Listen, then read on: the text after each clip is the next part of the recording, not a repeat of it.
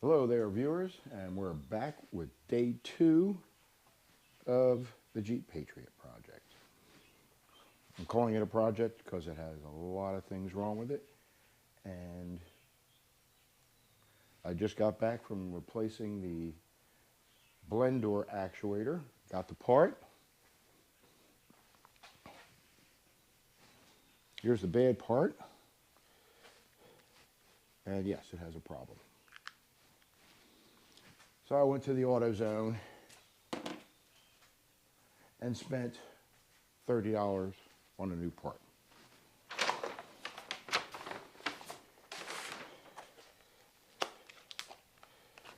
Here's the part number for anyone who's curious.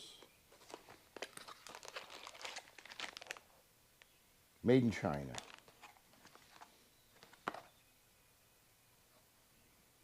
By Doorman, according to their website.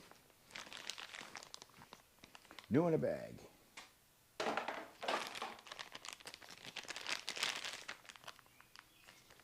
It's lined up, has the missing tang lining up with the arrow. The other one, when it was all finished doing its thing, would not line up. That's probably explains why there were noises coming from under the dash. So, without further ado, let's see if I can get you in the car to an extent to see what's going on. All right, we're back under the dash. This actuator came from over on the side here. Not easy to get to. I had to break my arm practically to get in there. And let's give it a test drive electrically before we put it in. There's a single connector, 2 wires. So I'm sure it has something in the body module circuitry that tells it when to stop, when to go.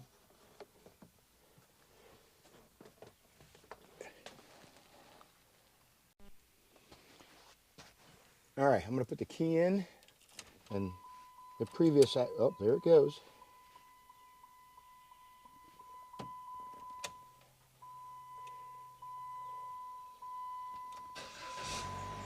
Start the engine. See the blend door actuator turning?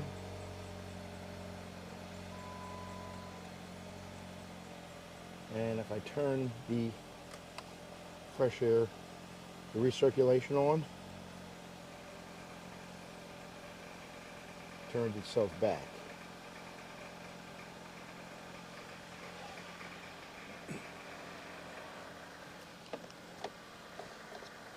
Sorry about that. And if you want to see what's going on, I might be able to show you what's happening in here. The blend door is this door that opens and shuts this flap up here, up top.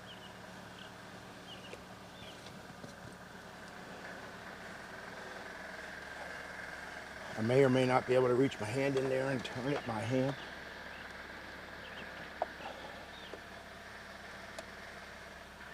Turn off the AC. The compressor is not doing very well either.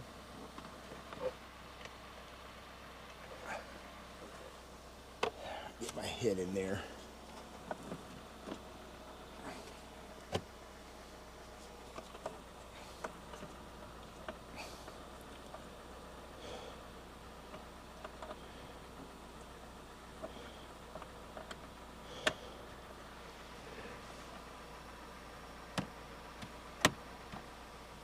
Let me get a light inside there so you can see. I have a screwdriver in there so I can flip the door manually. I want to make sure that it wasn't hanging up.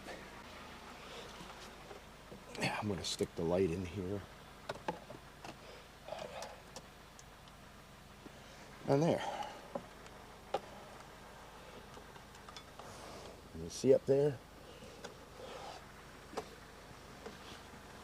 Reach in and flip the door. That's recirc, that's fresh air.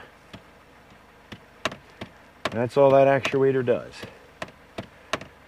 It seems to be a common problem with these cars. So I'll replace the actuator. I'll have it on fresh air for now, leave it there.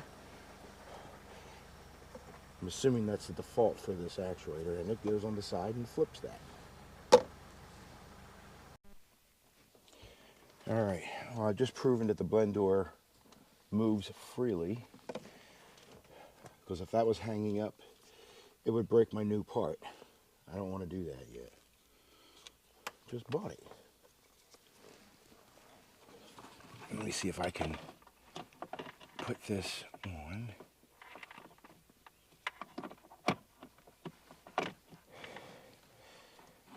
This is going to be the tricky part, folks. Yep, I cannot see what I'm doing. I can barely feel what I'm doing.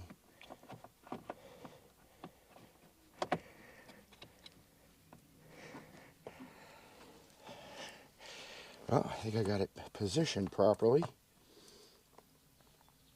Now let's see if I can get a screwdriver in there. This is about the only one you can get in there, is stubby. Phillips head screw. Probably should start it by hand so I don't lose it. There's only 2 screws in this device. Can I get the lower one started by hand? Have to do it all by feel. I think I got them both started. Time to tighten them up.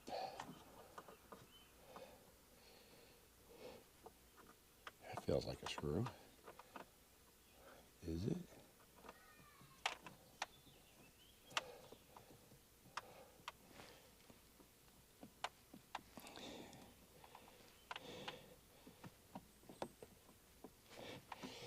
That one's tight.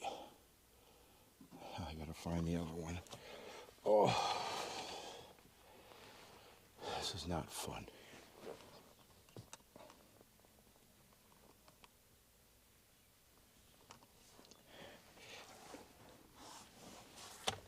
Unfortunately, I can't see what you see because I got an old GoPro and it doesn't have all the bells and whistles of the new ones.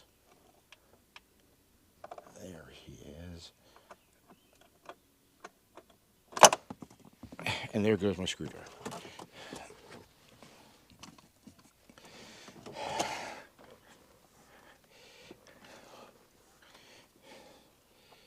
All right, let's try this again.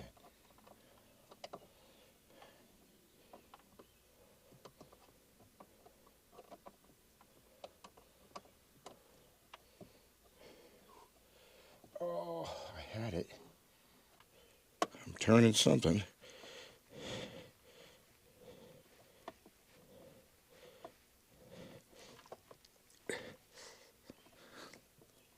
And it's tight. How does the thing feel? It's attached. Must have done the right ones. Find out if a fender falls off, I'll know what I did wrong. Now to plug it in.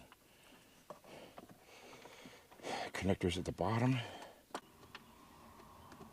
Got it. All right. Let's turn the key on and see what happens with the blend door.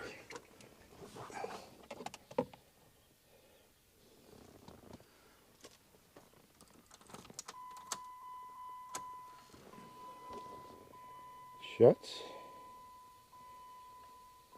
And now it's opening. It's letting the computer decide which is the ends of the travel by reading the current that the motor draws. So now if I push the button, without a sound it turns. Alright guys, that's all fixed. Hit one more time. Yep. Alright, I spared you the putting the glove box door back. Just replace all the young ladies' items, and we're done that. All it took was a screwdriver and a little bendy action on my part.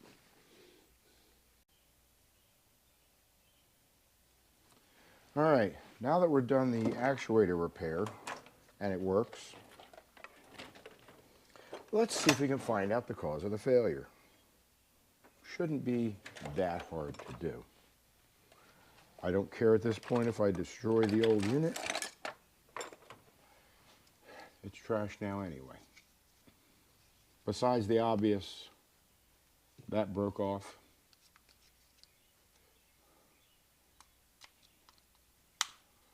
Pop the tabs, all of them.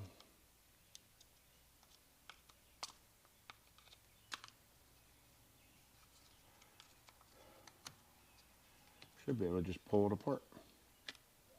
And we can. This side's full of nothing but grease. And that's what's in it. 2 wires, a small circuit board.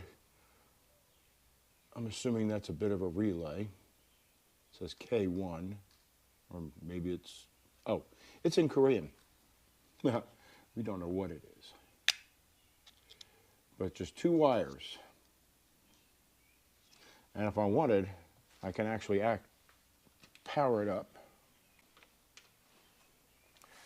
And we can power this up with a handy-dandy power supply that I built about 40 years ago. Adjustable.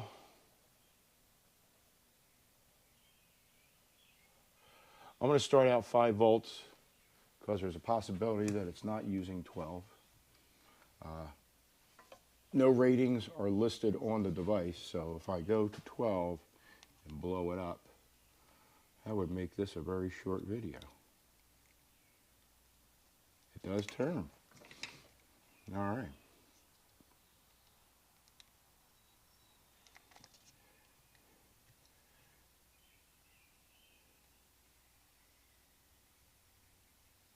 And that's what happens. Oh, there's our problem.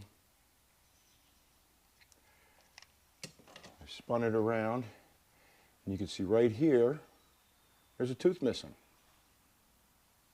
So apparently this thing got hung up somehow, or it decided it wanted to go beyond the 90 degrees of the blend door, and the motor just kept turning until it broke a tooth off of a gear. Nothing wrong with the motor, just plastic gears. Now it's officially trash.